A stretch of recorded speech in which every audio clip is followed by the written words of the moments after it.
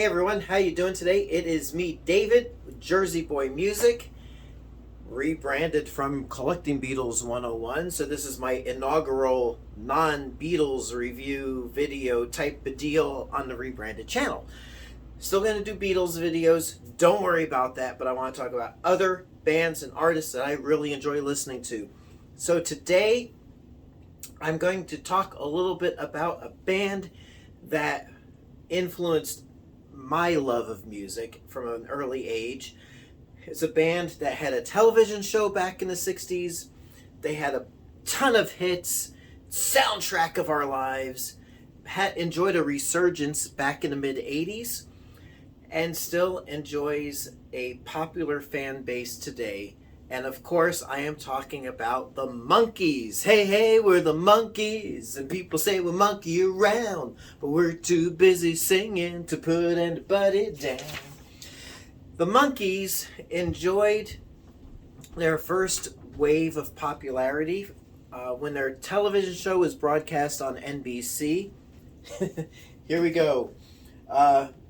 Monday nights on the NBC TV network at 7:30 p.m. It says so right there on the back of the album cover.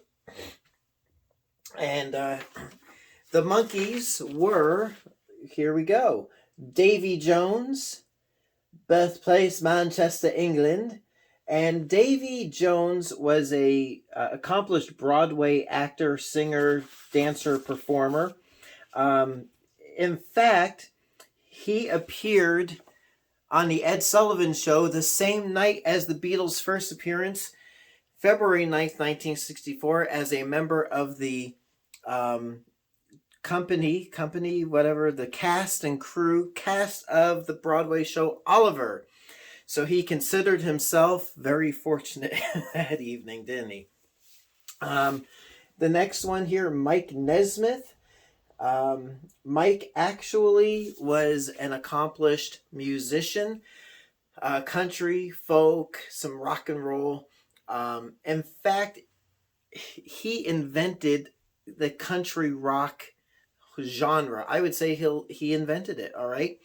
If you like Lynyrd Skynyrd, the Outlaws and the Eagles and other bands, classic bands from the 70s, and even up till today, country music is basically country rock.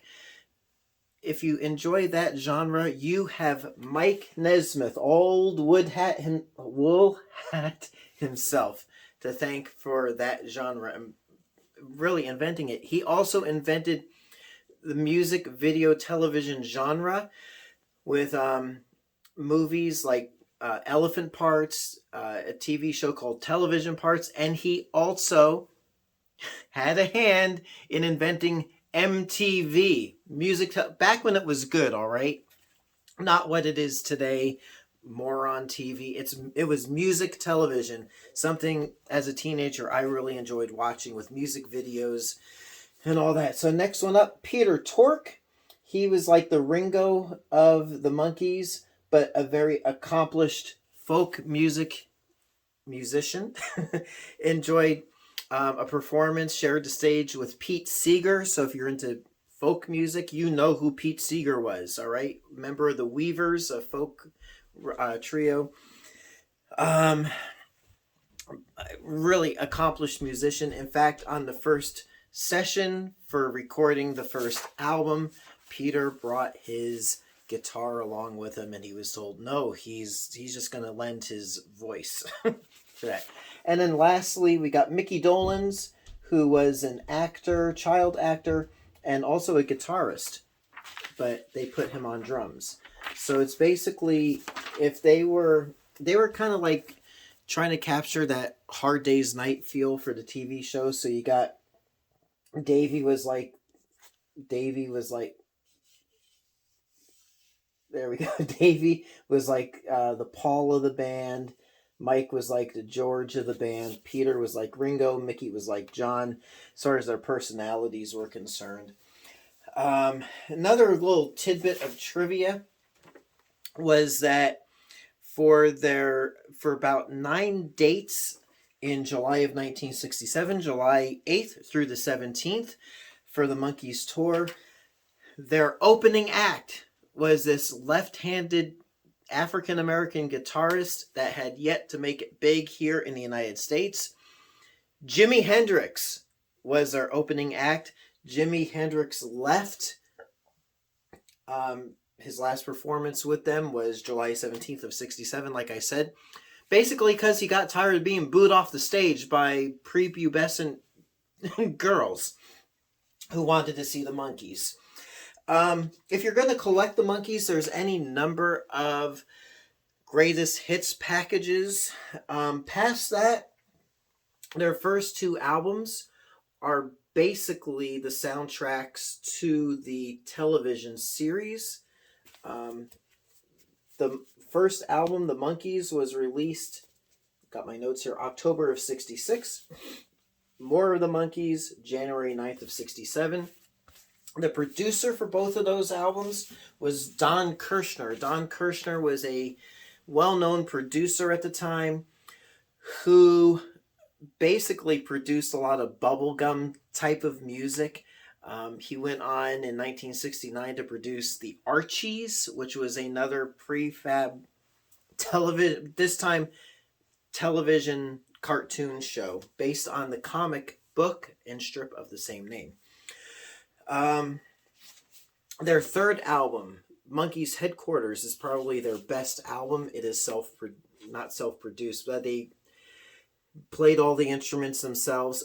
During the first two albums, they weren't allowed to really play their own instruments, but Mike Nesmoth, and to a lesser extent Peter Tork, really fought to want to be a working band. And the Monkees Headquarters, excellent album. Stayed out of the #1 spot by some album called Sgt. Pepper's Lonely Hearts Club Band. But other than that, really successful album. Albums after that were under the creative control of the band, but this is really the pinnacle of the Monkees' output. Excellent album. What else do I want to say? That, again, for me, the Monkees have a soft spot in my heart, because if it wasn't for me watching the show on the Saturday morning reruns in the late 60s, I don't know if I would start playing music myself. Not very well. I'm more of a weekend warrior, but really seeing them playing, songs on TV really inspired my love for wanting to pick up a guitar and play music myself. In the same vein that the generation before me, when they saw the Beatles on Ed Sullivan, inspired them, the Monkees were my inspiration. And no doubt, if you're in my age range, they inspired you too. So there you go. Don't discount the Monkees. Unfortunately, they are not in the Rock and Roll Hall of Fame. I don't know why the board of the Rock and Roll Hall of Fame will pick country and gospel and all that other stuff over pop rock acts like the Monkees. But one of these, it don't matter if they're in the Rock and Roll Hall of Fame or not. Doesn't affect my everyday life. I still got my records here. Not only these, but many more to listen to. You can buy them on CD. You can buy vintage vinyl. And if you're looking for vintage vinyl, visit my site, jerseyboymusic.net. I don't know if I've got any Monkees up right now, but I might. You never know. So until next time, it's David, Jersey Boy Music. We'll catch you on the flip side. Thanks so much for watching. Catch you later.